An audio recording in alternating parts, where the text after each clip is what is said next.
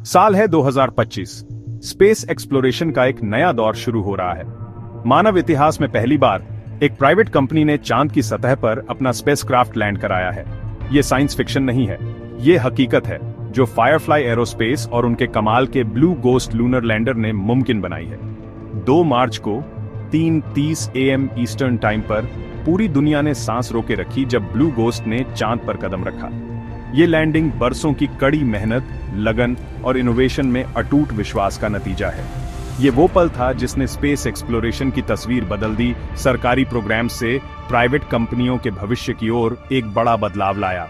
ये कामयाबी सिर्फ फायरफ्लाई एरोस्पेस के लिए नहीं, बल्कि पूरी मानवता के लिए एक जीत है।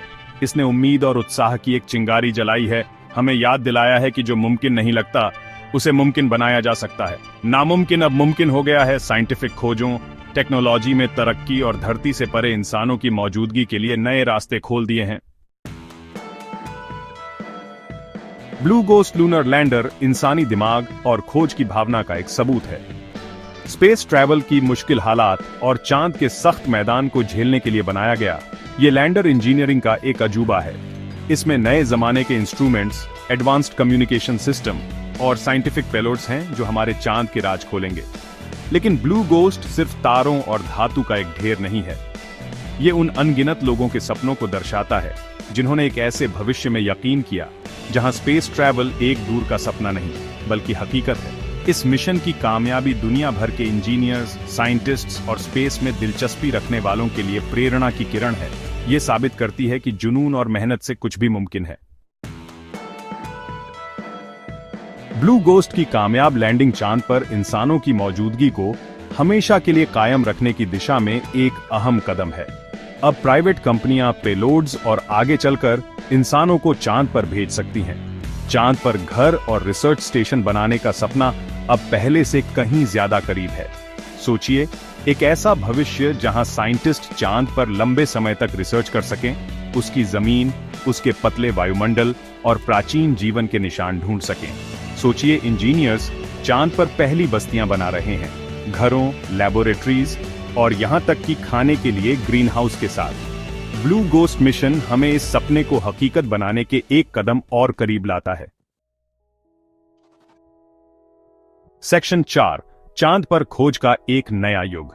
ब्लू गोस्ट मिशन कोई अकेली घटना नहीं है, बल्कि चांद पर खोज के एक नए युग की शुरुआत है। दूसरी प्राइवेट कंपनियां जैसे इंट्यूटिव मशीन्स और आईस्पेस भी अपने लूनर मिशन जल्द ही शुरू करने वाली हैं। प्राइवेट निवेश और इनोवेशन का ये उछाल चांद पर खोज में नई जान फूंक रहा है, उन चीजों को मुमकिन बना रहा है जो कभी नामुमकिन लगती थीं।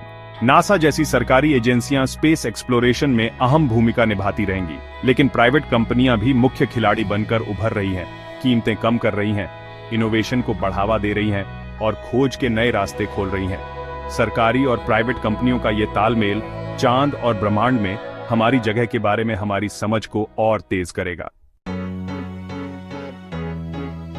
सेक्शन 5, आखिरी सीमा, मानवता का अगला अध्याय। ब्लू गोस्ट की कामयाब लैंडिंग सिर्फ चांद तक पहुंचने के बारे में नहीं है, यह मानव क्षमता की सीमाओं को आगे बढ़ाने के बारे में है।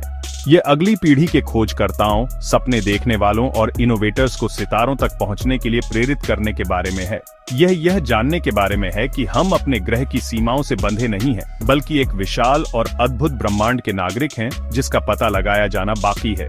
जैसे जैसे हम ब्रह्मांड में आगे बढ़ते हैं, हम अपने साथ उन लोगों की भावना को लेकर चलते हैं जो हमसे पहले आए थे। पायनियर्स, दूरदर्शी, वो लोग जिन्होंने असंभव का सपना देखने की हिम्मत की। ब्लू गोस्ट मिशन अटूट मानवीय भावना और ज्ञान और खोज के लिए हमारी कभी न खत्म होने वाली प्यास का प्रमाण है।